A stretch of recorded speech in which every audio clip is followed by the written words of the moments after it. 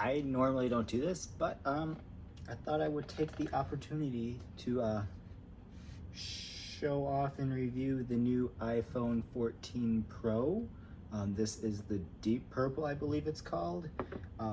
I used to have the iPhone 13, just like the base model, and I really liked it, but I'm into photography, and I've wanted like a nice big DSLR camera, and I decided that with the new camera upgrade with the Pro models, 48 megapixels in the main sensor, that would be better than spending money on a like $1,000 DSLR. So I like compromised and was like, I'll just trade this one in eventually, and get this one and not get the camera, because this just has some beautiful pictures on it. Take some beautiful pictures from like my 3 days with it. So first off, I'm just gonna compare the two boxes. So this is the box that came with the 13 last year. Not much of a change between the two. The Pro is a little bit bigger. Not really sure why. It has like more heft to it, even though there's less in the box. This year with the 13s, with the 14s and the Pros and all that, there is no SIM card tray, which means that there's no SIM card tool, which actually was pretty stressful when setting up this phone, because my carrier did not support eSIM, so I had to switch carriers, which was a whole hassle. And then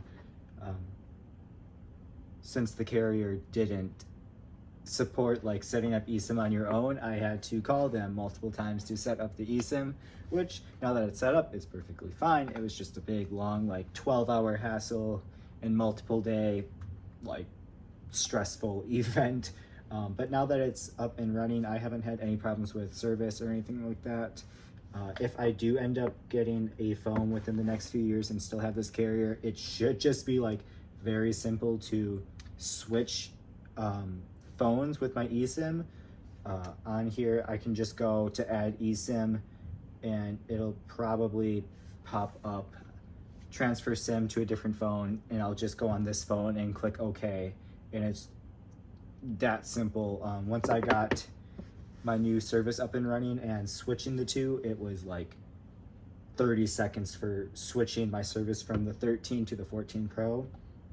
So besides the carrier problem, I kind of like the eSIM. It's a little bit more security, especially since I do like going to theme parks. And while I haven't lost my phone, I wouldn't want an opportunity for someone to steal my phone, take my SIM card, for some weird reason, but there's crazy people in the world. Other things I like about it, I'm filming on my iPad Pro right now, and I really like the ProMotion display. I am a sucker for high refresh rate. I have a high refresh rate monitor right here. My TV can go up to 120 hertz. The iPad, I love watching content on my iPad and high frame rates. It's just beautiful and makes my soul happy.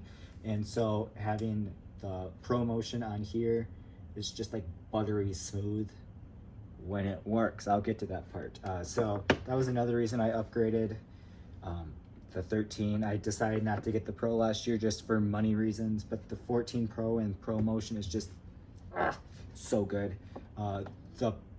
Like I said before, the camera quality out of the box, when you take a normal picture, if I just take a picture like this, it's going to take a 12 megapixel picture. It'll take with the 48 megapixel sensor, but then compress it down to 12 megapixels.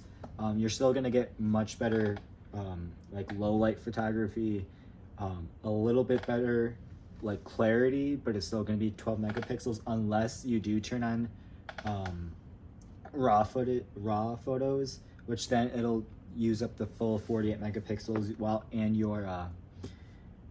the storage for those is just gonna like skyrocket. If I look at the picture that I just took, that was only 853 kilobytes, and if I take the same picture in raw it is going to be, hello? 62 megabytes. So I don't know the math on that, but it's a lot more storage, and especially if you're using raw photos. The video, if you use ProRes, that's just gonna take up your storage very fast. Something that I really liked was the new action mode. I don't have any real purpose to use it at the moment. I don't film much besides like a drum cover or a video like this. So like action mode isn't something I plan on using unless I'm filming my girlfriend's dog running around in our backyard. But it does work really well. It takes the 48 megapixel ultra wide shot and just compresses it down to like the 12 megapixel sensor in the middle, and stabilizes the crap out of it. It's super smooth. I ran down my stairs with it, and it was like I was just floating down the stairs. It was impressive. Now, it is significantly heavier than the 13. I mean, yes, you have like an extra camera, a little bit more hardware inside. They're just about the same size. Like if I put the two together, I don't know if you can see, but they're very similar. I think on the spec sheet, there's just like a millimeter difference between the two. But with the extra camera and the increased sensor, the new sensor in the 14 Pro, sorry, you do get, I think it's about 20 grams more weight in it, so it is a little bit heavier. And then with cases on my 13, I just use this Spingen, I don't know how to pronounce it, clear MagSafe case. I really like the pop socket, and I just using that. Then I don't even know what brand this case is for my 14 Pro, but it's supposed to be clear. I'm sending it back to get a clear one because I wouldn't have gotten the beautiful deep purple if I didn't want to see the back. But the magnets on this one are like it's significant. I know it's hard to tell without feeling it, but it's a nice magnet. Now I do have some complaints about the 14 Pro.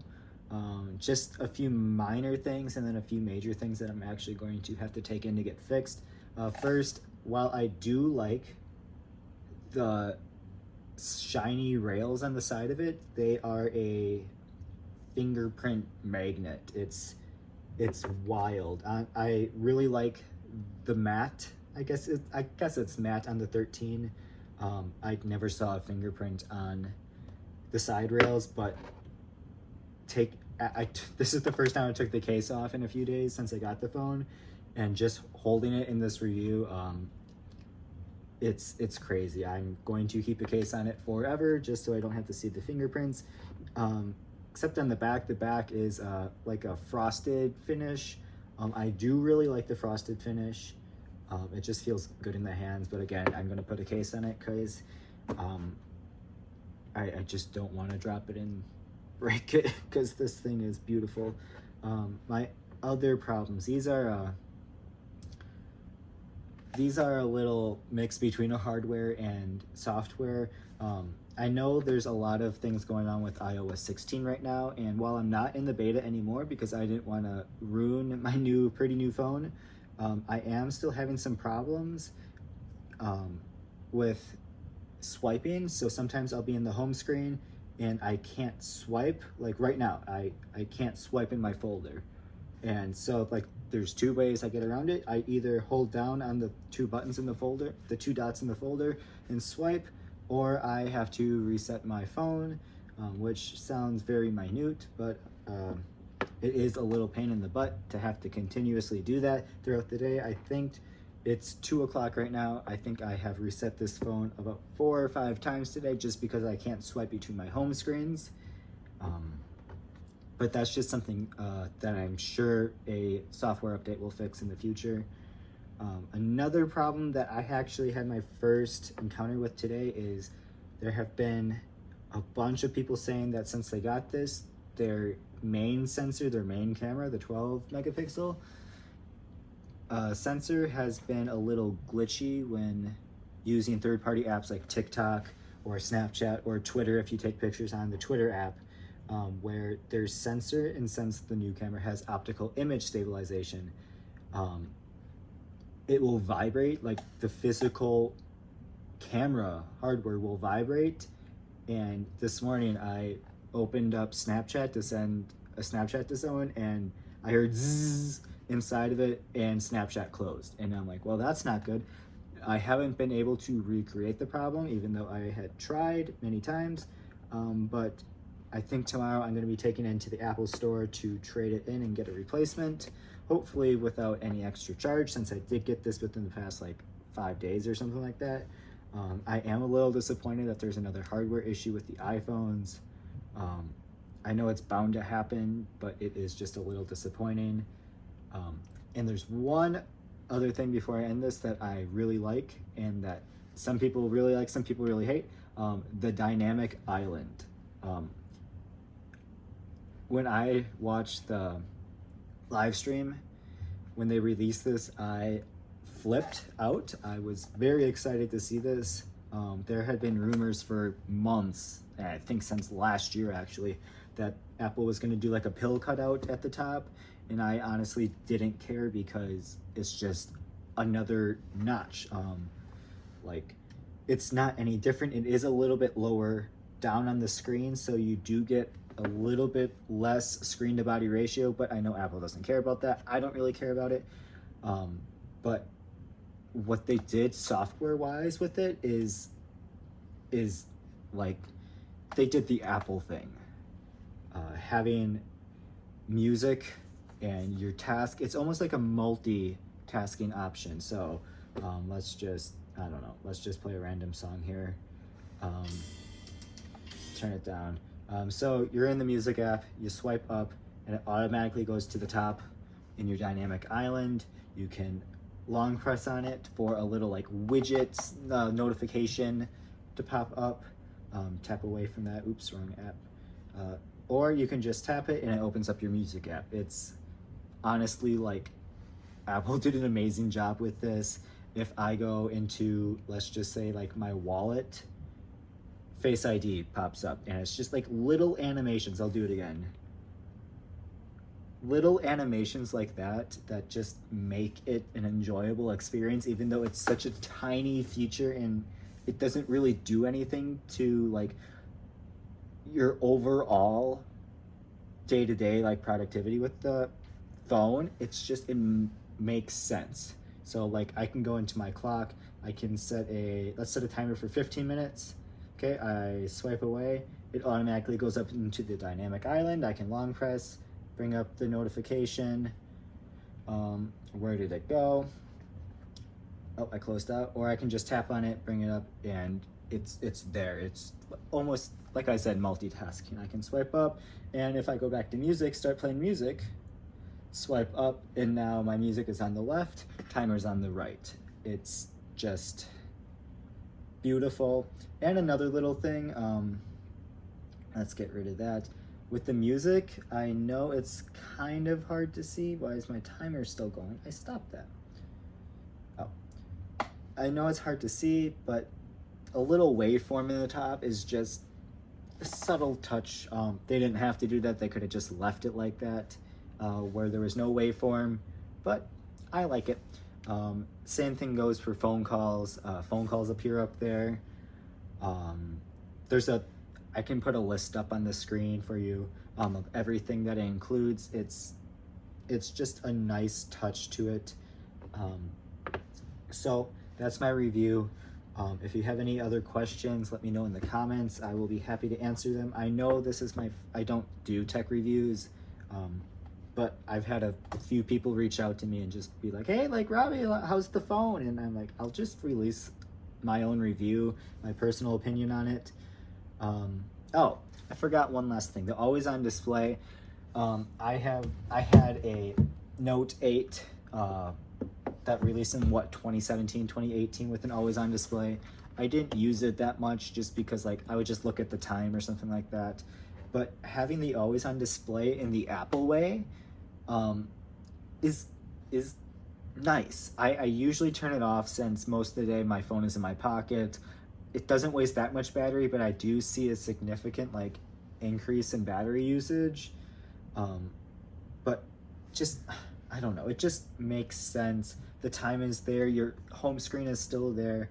If you have music playing or something else, it's still there, just dims the screen. Your background is still there, so if I come out of music, go back, everything's dim. You can still see, and just with a simple touch, it brings up your home screen. It's nice. It's a nice, refreshing take on the always-on display that Android has had for, what, 10 years now or something like that. But I really like it done the way that Apple has. So yeah, with that, that concludes my review on the iPhone 14 Pro. Hope you enjoyed the video, and let me know down below if you have any questions, comments, or if you want another review done on any other things that I may have in my arsenal. See ya.